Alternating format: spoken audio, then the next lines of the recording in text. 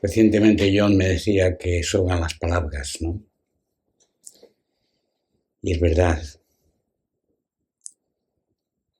que a veces cuando reducimos lo que hay en el corazón en palabras, estamos obligados como humanos a convertirlo en un filtro a través del concepto, quizás, ¿no? Entonces, cuando yo digo amor o digo belleza, pues estoy expresando conceptos complejos que significan en el corazón, ¿no? Por eso la transmisión del Dharma a veces es difícil y a veces se expresa más en un abrazo o en una comprensión. Por lo tanto, me perdonaréis el que yo siga hablando, ¿no? Porque puede ser especialmente hoy, por el tema, que la expresión que dé se acerque a lo que es, pero no sea lo que es. Pero bueno, vamos a hacer un poquito el ejercicio y no me pondré como Joshua la sandalia en la cabeza y me marcharé, pero ni me levantaré y pegaré un grito o levantaré el dedo así para que lo experimentéis, sino que vamos a introducir dulcemente lo que existe en el corazón. Para conectar con el ritmo del curso, del ciclo que tenemos, especialmente para los que habéis llegado ayer, empezamos diciendo que este ciclo es un ciclo sobre el zen del corazón. ¿Y qué quería decir esto? Posiblemente quería decir una llamada a no estar aquí todo el día y al mismo tiempo una forma de práctica que puede variar un poquito de la forma que a lo mejor alguno de vosotros estáis practicando. Como en la práctica íbamos a abandonar el conocimiento, la primera charla fue dirigida a poner en valor la inteligencia o la mente o la forma de comprender del humano, porque si no el salto es un salto del cual también el Buda huye, que es el denostar el conocimiento y hacer una falacia pre. Mejor sería que ninguno de nosotros hubiese aprendido, hubiese conocido y que todos nos volviéramos niños pequeñitos que no entienden nada, pero al mismo tiempo experimentan la realidad de una forma directa. Nos volviéramos un perrito, nos volviéramos tal. Eso es la falacia pre que hablo. O sea, tenemos que atravesar llevando con nosotros nuestra condición humana. Y nuestra condición humana se expresa también con nuestra mente. Luego pasamos con la dificultad que tiene la comprensión mental, porque normalmente tiende a establecer categorías, tiende la tendencia a plantear verdades absolutas. Y hablamos que el camino, el instrumento es la duda. Aceptar la duda como forma de el cuestionamiento, la cuestión, la pregunta. Y desde la pregunta aceptar la incertidumbre, y de la incertidumbre aceptar la contingencia. Y ese camino es el camino también de la ciencia, pero es el camino que interiormente dentro de nosotros también tiene que seguir como un paso hacia el cambio de lo que planteamos al principio. Desde una cultura fragmentada, independiente, egocentrada, a una cultura de unidad, de nodos, de integración, de relación. Y ese salto, esa transmisión, es el camino que cada uno de nosotros desarrolla dentro de sí. Expresado como lo he expresado, parece una comprensión fría. Pues vamos a ponerle calor para entenderlo. Luego pasamos ayer a desarmar el yo. Le quitamos argumentos. Y hablamos de los agregados y fuimos repasando los agregados y fuimos diciendo que cada uno de ellos son, primero, no independientes, no estables, no permanentes, agregados, acordáis, formas, sensaciones, percepciones, estados mentales y conciencia. No hay un personaje estable, no hay un cuerpo estable, no hay una sensación estable. Hagamos eso. Y desde ahí nos planteamos el tema del vértigo de no haber nada, de no tener nada. Y ese vértigo en la experiencia práctica nos coloca en un yuyu, nos coloca en una situación difícil, que yo llamé una situación de ausencia. ¿Dónde te escondiste, amado? Y me dejaste con gemido. Salí así clamando y era sido. Esa expresión de Juan de la Cruz es la expresión de ese momento. Porque es un momento en el cual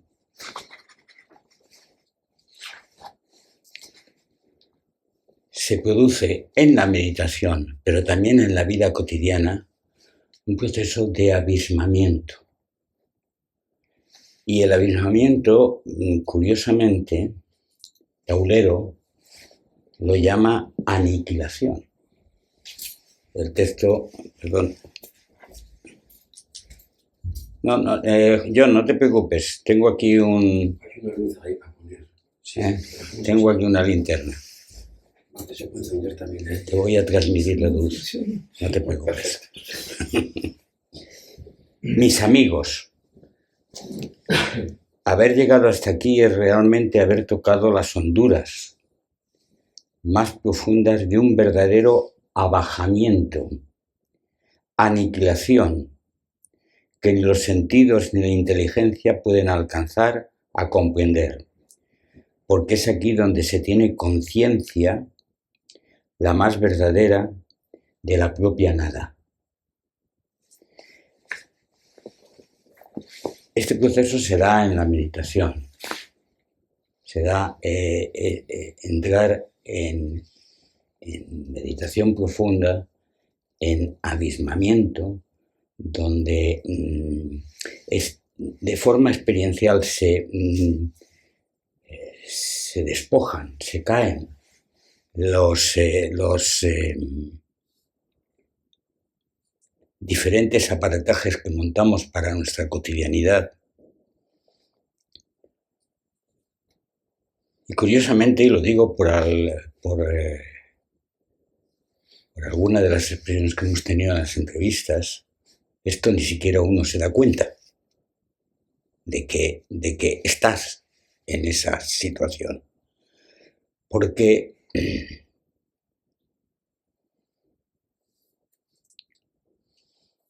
¿qué es eso de que, bueno, no he tenido ninguna Kenso, ningún Satori, pero mi vida en este momento está con un horizonte más despejado, está con una diafanidad en la comprensión, está en una simplificación profunda de mis quereres y mis deseares. Ahí hay una apertura a lo que yo manifestaba como el fuego, el anhelo, que siempre está ahí. Hay una expresión muy atrevida de Yogananda que dice así: si el universo ha dado pie a que en un rincón oscuro de una galaxia, no lo dice exactamente así, pero no me acuerdo de la cita, pero yo la interpreto así, aparezca una conciencia, implica que en el fondo del ser, en el fondo de todas las cosas, existe una inteligencia que lleva a la unión, que lleva a la comunión, que continuamente pulsiona a la comunión.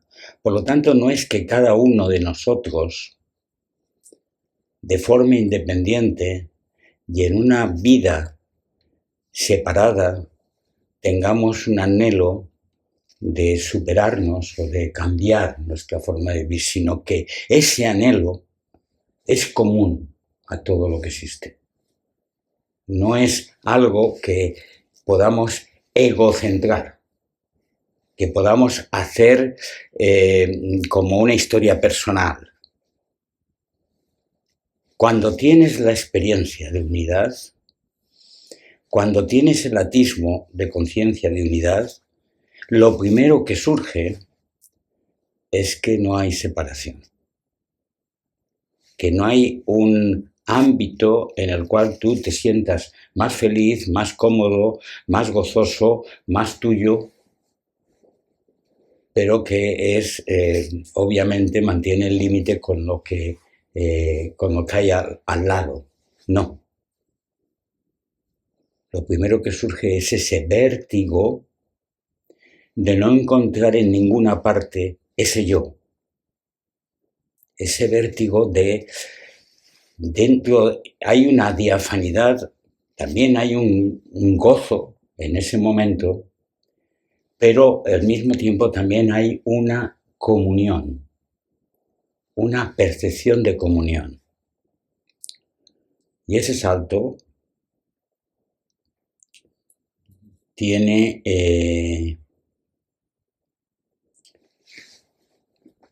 que darnos el pie para cómo debemos practicar.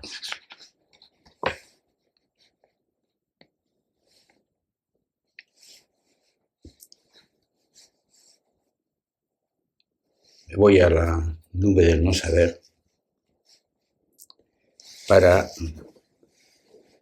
entrar en este momento de la charla en el centro de lo que yo considero el zen del corazón, de cómo es y cómo debe ser nuestra práctica. Y al hablar de práctica, no hablo de meditación, hablo de vida. Mucha gente confunde el zen con el zazen.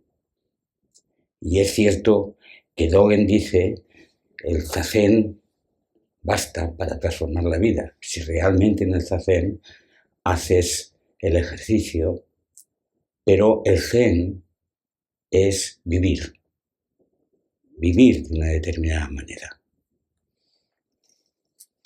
Dice el autor de La nube: he aquí lo que has de hacer. O sea, lo que se plantea es a un contemplativo, a una persona que se mete a hacer el ejercicio del silencio, he aquí lo que has de hacer. Por lo tanto, esto es no para que cuando vas a jugar al fútbol eso es lo que tienes que hacer, sino cuando te vas al silencio. Y quizás es radical en ese aspecto. Eleva tu corazón con un suave movimiento de amor, deseando que el amor se manifieste. Centra tu atención y deseo en este ansia y deja que sea esta la única preocupación de tu mente y tu corazón. Haz todo lo que esté en tu mano para olvidar todo lo demás, procurando que tus pensamientos y deseos se vean libres de apego por todo lo que existe, tanto en general como en particular. Quizá pueda parecer una actitud irresponsable, pero créeme, déjate guiar. No prestes atención a tus preocupaciones, asuntos o situaciones ordinarias o extraordinarias.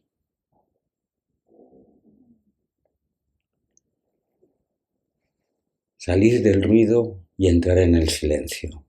Y únicamente elevar el corazón con un suave movimiento de amor. Eso es lo que propone el autor de La nube. Lo que estoy describiendo es la obra contemplativa del espíritu. Pues cuando pones tu amor en primer lugar, estás abriendo la puerta a un nuevo ser espiritual que pugna por salir y vaciándote de todo aquello que te aparta de tu meta. Los hombres, tus semejantes, se enriquecen de forma maravillosa con esta actitud tuya, aunque no sepas bien cómo. Todo el universo avanza contigo hacia la plenitud. Gracias a esta acción tuya, y por supuesto, tu propio espíritu queda purificado y fortalecido con esta actividad contemplativa, más que con todas las demás juntas. En compensación, como el gozo y la unión anidan en ti, pronto esta práctica se convertirá en la actividad más liviana y una de las que se hacen con más agrado. Si no estuvieras impulsado en este vuelo, todo se haría penoso y difícil de alcanzar. Es un texto al cual yo he vuelto muchas veces, porque ¿qué es eso de elevar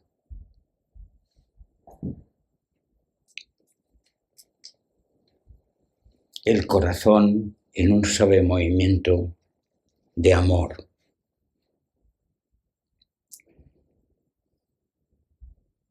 En el zen clásico de esto no se habla. Se habla fundamentalmente de romper con el esquema egoico y de trabajar el momento presente. Pero ¿qué es ese suave movimiento de amor?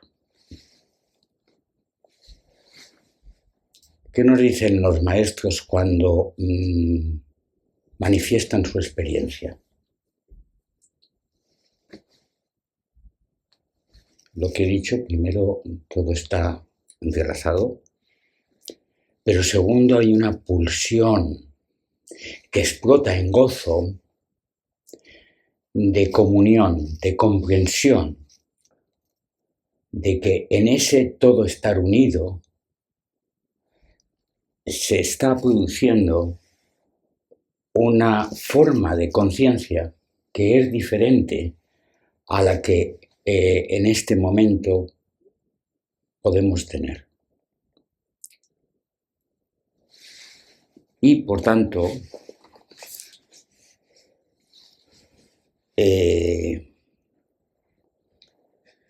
es consecuente que tenemos que introducir en nuestra práctica de sentada, en primer lugar, y luego en nuestra práctica de cotidianidad, este elemento del corazón, este elemento de estar clamando por el que se ha ido, por el que se ha ido para el conjunto de la humanidad, quiero decir, que cuando venimos al raciocinio, vinimos después de la primera infancia, hemos empezado a discriminar, a poner nombre y lugar, y decíamos ayer, hemos empezado a intentar a tener apegos a las diferentes situaciones. Y el tema del apego no es un vicio que yo tengo y me tengo que quitar, como el de fumar. También el fumar es un apego, pero no es de eso lo que hablamos, es de cómo manejamos nuestra cotidianidad, de cómo continuamente en lo sutil, en lo pequeño, en lo sublime, en lo cierto, en lo cercano, en lo lejano, establecemos un esquema de comprensión vital que ahora se nos cae esencialmente.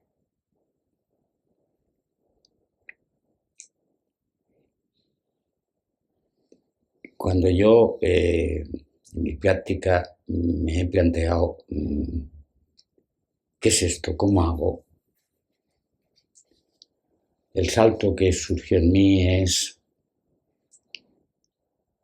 ese clamor de amor, ese ansia de comunión debe ser facilitada en la práctica del silencio.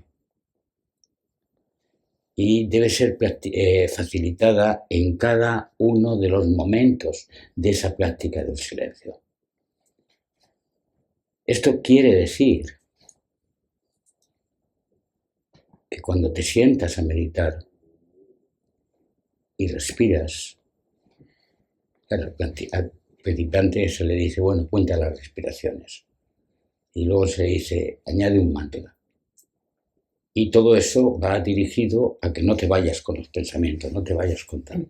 Claro, y ahí no hay temor de nada.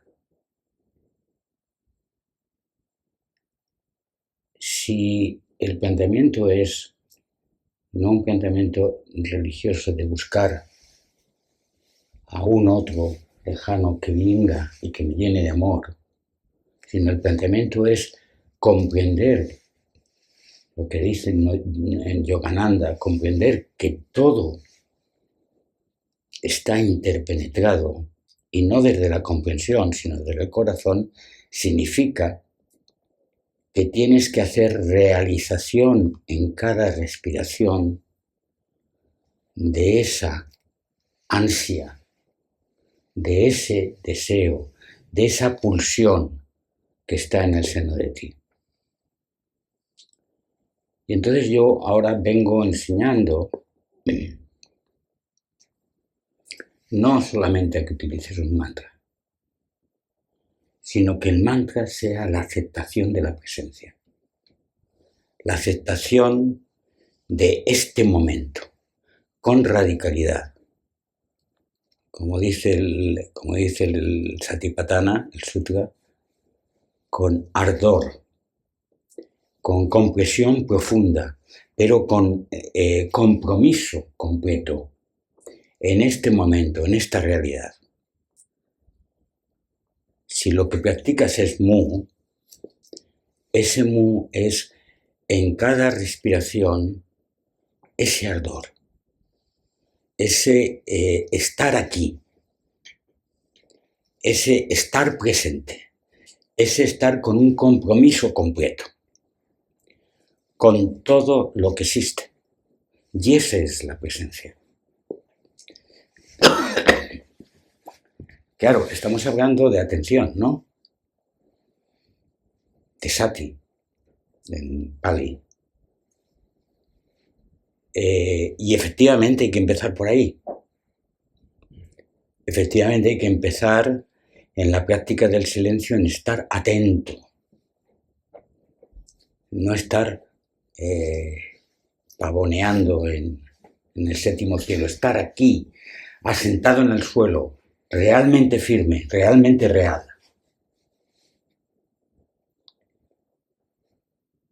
Pero, y quizás alguno se acuerde, yo hice un juego de palabras con otro término que aparece en el Evangelio, en la tradición griega, cuando Jesús dice: mirad los pájaros del cielo, mirad las flores del campo.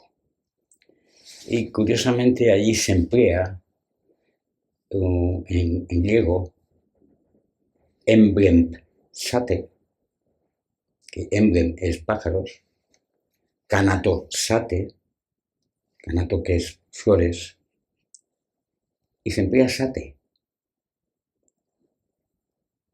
Y sati y sate, de dos culturas diferentes, sati es del Pali, y que no se encontraron, resulta que utilizan la misma palabra. Bueno, puede ser a lo mejor porque hay la etimología del tema. Pero algún autor, y yo estoy convencido también, de que Jesús no decía mirar, no decía ser los pájaros, ser las flores. Y ese salto es un salto que no se expresa en la atención plena.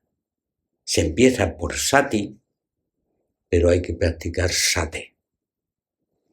Y si eso lo extendemos, ser Raúl, ser Diego, estar aquí. Dicen, como alguien me decía, dice, mira, yo no llego a eso. Hay alguien que yo conozco que son las hojas del suelo y son los árboles, y yo no llego a eso. Pero ese es el ansia y esa es la práctica. Y eso es lo que está, ese es el fuego que hay en el centro del corazón. Venir a ser todo lo que existe. Y esa es la expresión de los místicos. Con lo cual, de pronto, en la práctica, se te expande el corazón en ese ansia si realmente lo haces asentándote en el cielo, asentándote en el suelo, no en el cielo.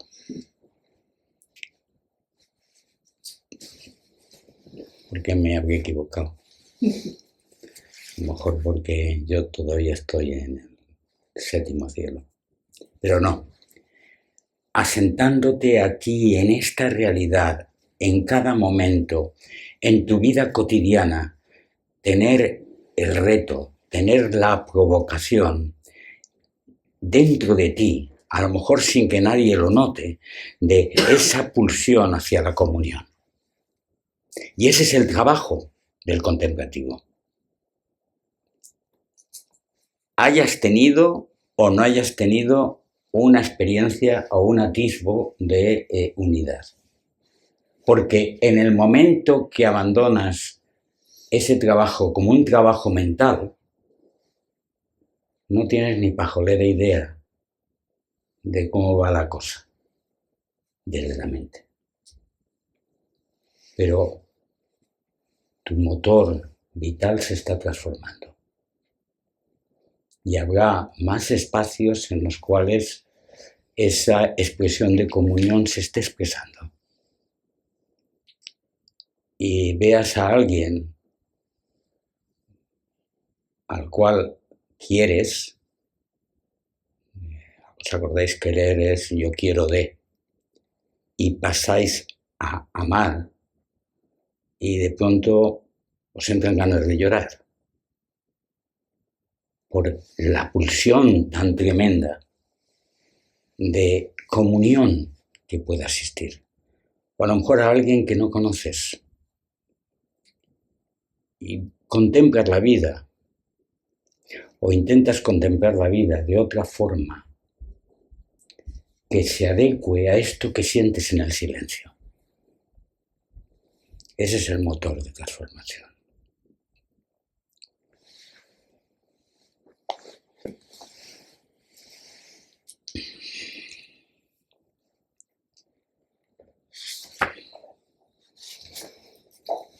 Por lo tanto, hay, en primer lugar, ese clamor.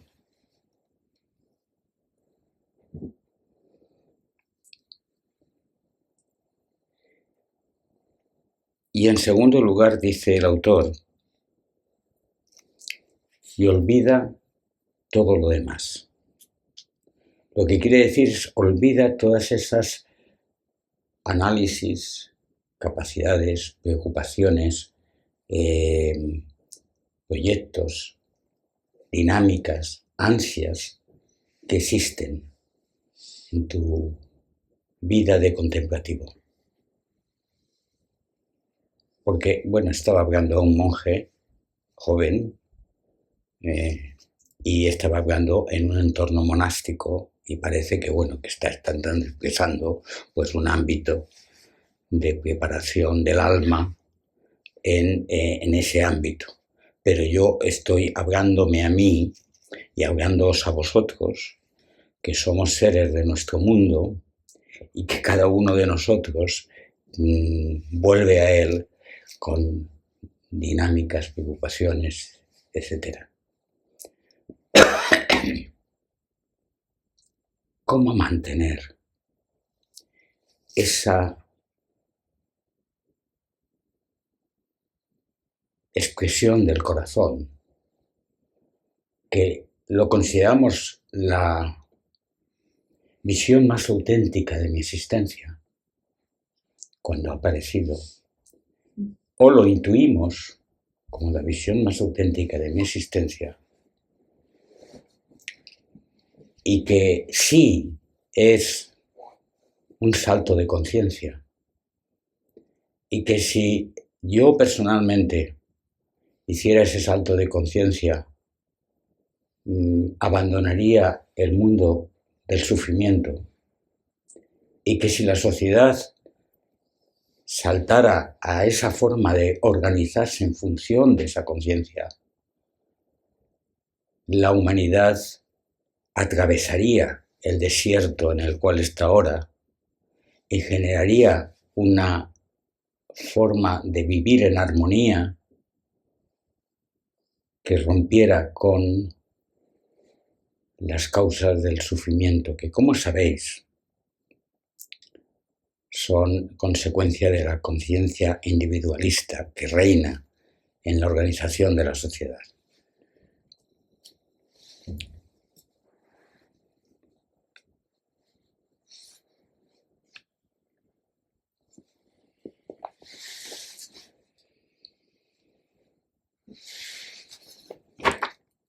No sé si os he expresado con claridad lo que mi corazón siente.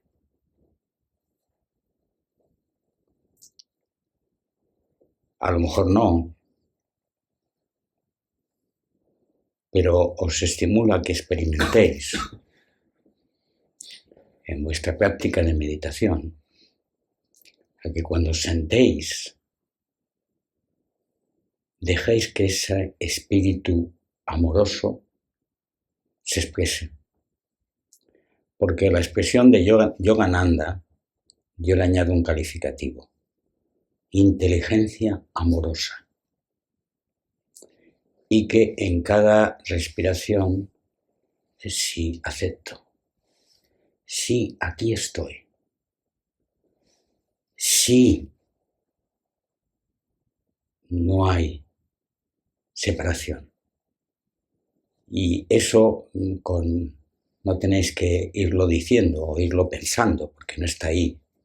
Pero simplemente repetir vuestro mantra, pero añadiendo esa pulsión, ese deseo de que todo se exprese.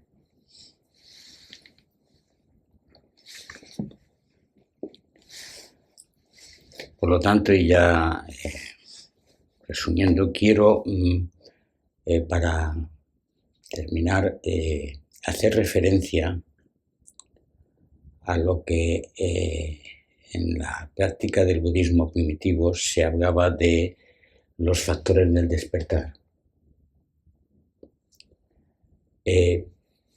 Porque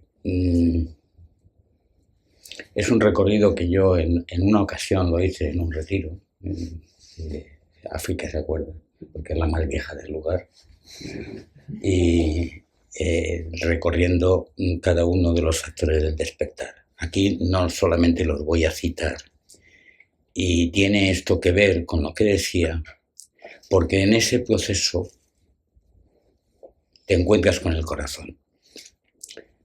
Empiezas por la atención, se llama sati. Sigues con la duda, que se llama investigación, que se llama Dhammavicaya. Esto es, no solamente te quedas observando, sino que pones la interrogante en la existencia, con lo cual abres la apertura a la comprensión, al avance. Hacíamos el primer día, la duda. Si no existe duda, no hay avance. Pues ese es Dhammavicaya.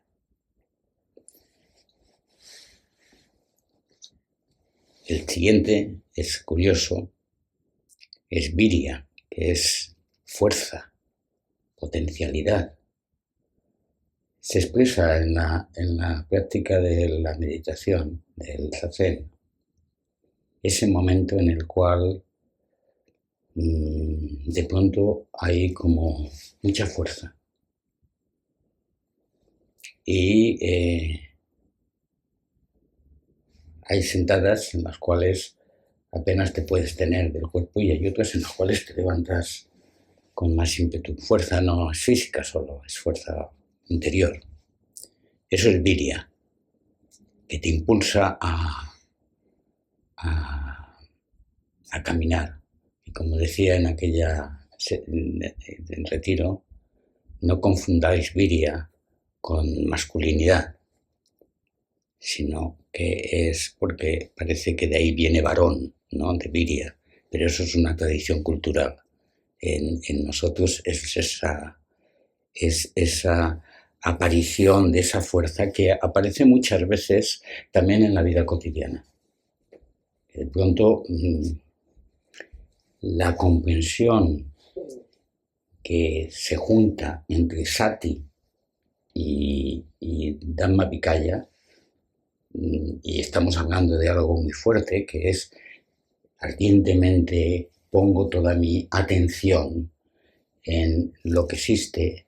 Cada momento es un momento de reto, de comprender, de estar ahí, y además la duda o la interrogante la coloco ahí. Y entonces la consecuencia de eso es el factor del despertar de la fuerza aparezca.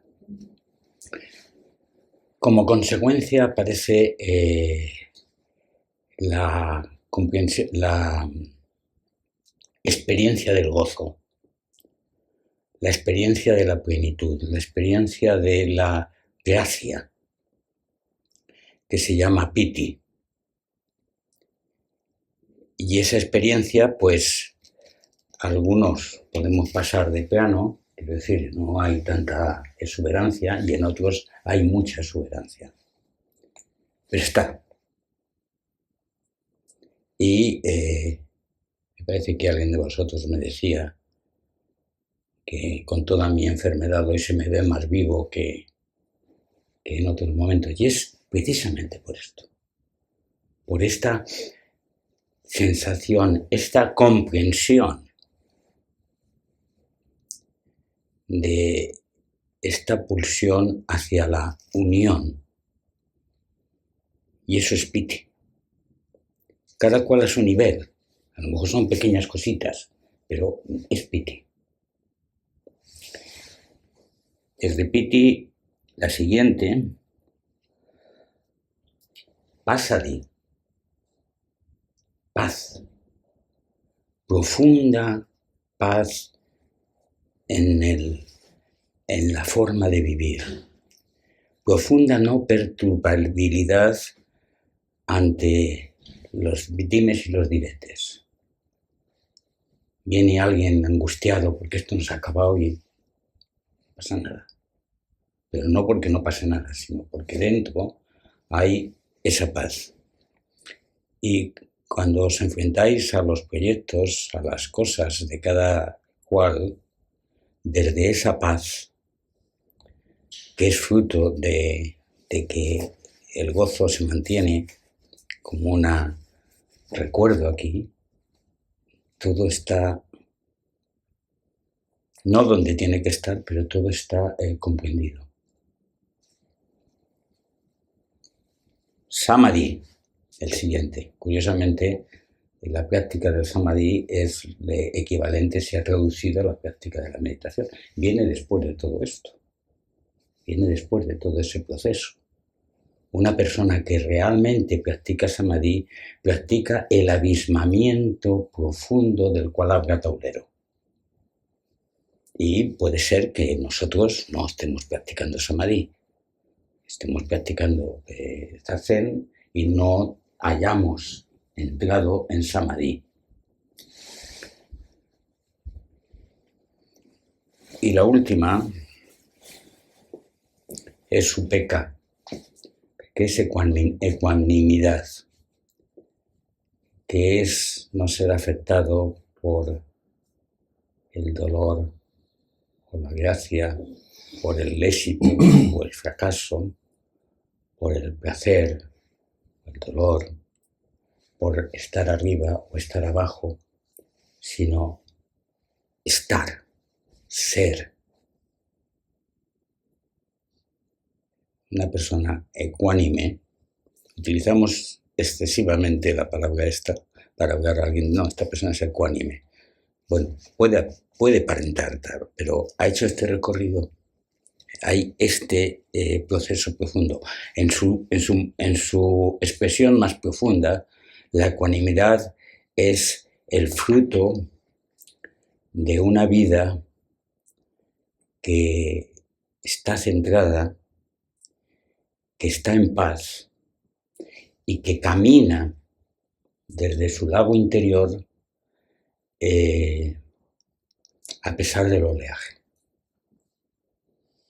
a pesar de las dificultades, y que está ya quizás en otro nivel de existencia. Y ese nivel de existencia es lo que llamamos la conciencia de unidad. Y yo decía, me atreví el primer día, que todos nosotros, todos, sin excepción, llegaremos a eso. En esta vida, después de esta vida, en otra forma de existencia, pero todos llegaremos. Ya estamos, ¿no? Lo que pasa es que no lo sabemos. Bueno. En esencia sí, pero nuestra conciencia, nuestros velos nos lo impiden ver. Por lo tanto, no es un camino donde ir, gracias, África. No es un camino o una meta que alcanzar. No es como el paraíso perdido. De hecho, todas las culturas han generado el mito del peregrinaje. Y eso es una de las grandes falacias que tienen. No hay excepción. O sea, en el budismo es la tierra pura, en el cristianismo es el paraíso y en el islam es el lugar ese de las 70 vírgenes que se hablaba, ¿no? Es caminar por un proceso de penalidades, de aventuras, de dinámicas, en que yo supero, que me vuelvo buena persona y que avanzo y que luego tengo el premio. Entonces, ese tipo de esquema es un esquema que está muy metido en nuestro subconsciente, pero no es de eso de lo que hablamos. Como bien dice África, está ya desde el principio. Y la tierra pura está aquí. Pero nuestra mente nos impide verlo, nuestra forma de existencia nos impide verlo. Y claro, porque está ya aquí, porque esa inteligencia amorosa permea todo lo que existe, por lo tanto nos permea a nosotros. Está ya aquí porque la realidad de las cosas es esa. Lo que pasa es que no hemos aprendido a mirar y tenemos que aprender a mirar. Por lo tanto, no hay ningún sitio donde ir, sino que hay que soltar lo que nos impide mirar. Que no es nuestra mente, sino nuestros apegos, nuestra conciencia de limitación, nuestros deseos, necesidades, nuestra actitud depredatoria en la existencia. Eso es todo el problema. Para nosotros, a nivel individual, y para la sociedad a nivel de conjunto.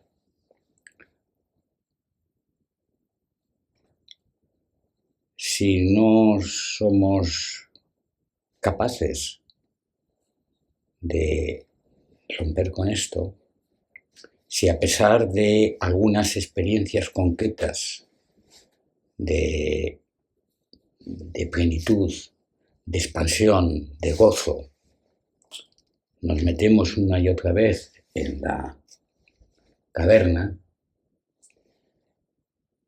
pues es posible que a lo mejor esta humanidad se destruya a sí misma. Pero posiblemente en otro planeta, en otro lugar lejano, haya otra forma de existencia que sí sea capaz de romper con esto. Y entonces, eso que dice el autor de todo el universo, él no dice todo el universo, pero yo cuando hice la relectura traduje así: todo el universo se beneficiará con tu obra, con tu tarea. Es ese proceso en el cual no solamente avanzamos nosotros, sino avanza todo lo que existe.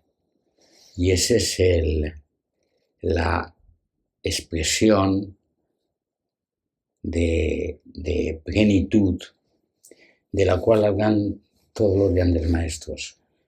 El planteamiento es que esto no es algo que de pronto se le ha ocurrido a Pedro y parece que es una novedad, es algo que es muy viejo. Desde hace 2600 años hay diferentes maestros que están expresando esto. Yo en el curso que estamos haciendo empecé por el Sutra del Corazón, pero he seguido por Nagarjuna, y luego seguiré por Bodhidharma, y luego seguiré por Yosu, y luego seguiré por siguiendo la cultura oriental. Todos estos maestros, de una forma diferente, porque las expresiones culturales son diferentes, están expresando esto. Cuando Yosu dice: ¿cuál es la realidad última? ¿Cuál es la comprensión última? ¿Cuál es el mensaje último? Y dice: el roble en el jardín. Esa expresión, que es una expresión koánica, esconde dentro de sí todo esto que venimos hablando, que vengo yo diciendo con mi palabrería. Por lo tanto, ahora me voy a callar y vamos a intentar simplemente meter aquí dentro lo que hay. Os amo a todos. Está bien.